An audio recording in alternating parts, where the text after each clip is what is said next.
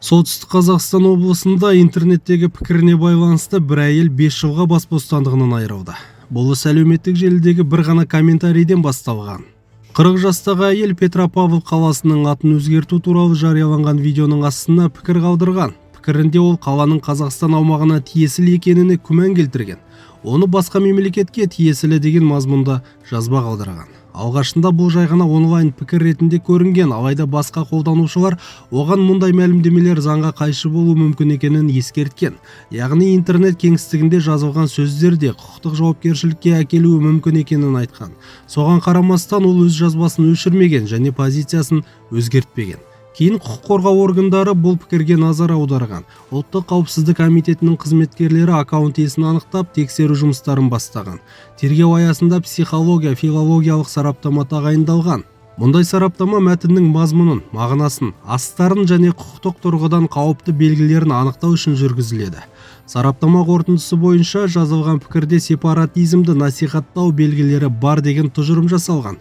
Яғни елдің аумақтық тұтастығына күмән келтіру немесе оны басқа мемлекетке тиесілі деп көрсету заңнамаға сәйкес қылмыстық жауапкершілікке жатады.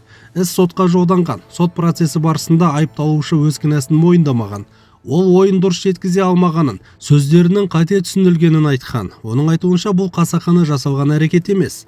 Алайда сот барлық дәлелдерді, сараптама қорытындысын және іс материалдарын зерттей отырып, пікір саналы түрде жарияланған деген шешімге келген.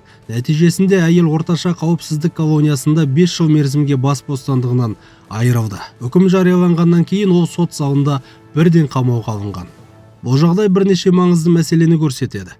Біріншіден, әлеуметтік желідегі жазбаларда заң аясында қаралады. Интернет кеңістігі бөлек немесе бақылаусыз орта болып саналмайды. Екіншіден, қоғамдық саяси және аумақтық мәселелерге қатысты пікір білдіру кезінде заң талаптарын ескеру қажет.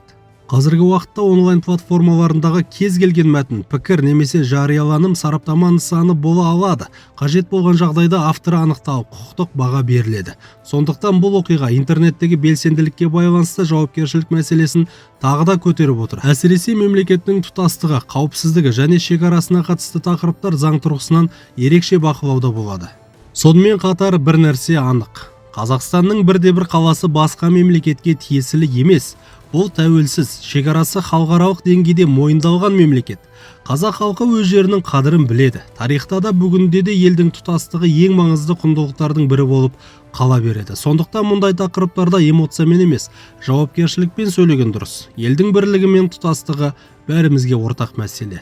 Ал сіз қалай ойлайсыз? Петропавл қаласын Қазақстанға тиесілі емес деген үшін ол әйелді 5 жылға соттау әділ үкім бе? Өз ойыңызды міндетті түрде пікір алаңына жаза кетіңіз. Видеоға лайк басып, арнаға тіркелуді ұмытпаңыз.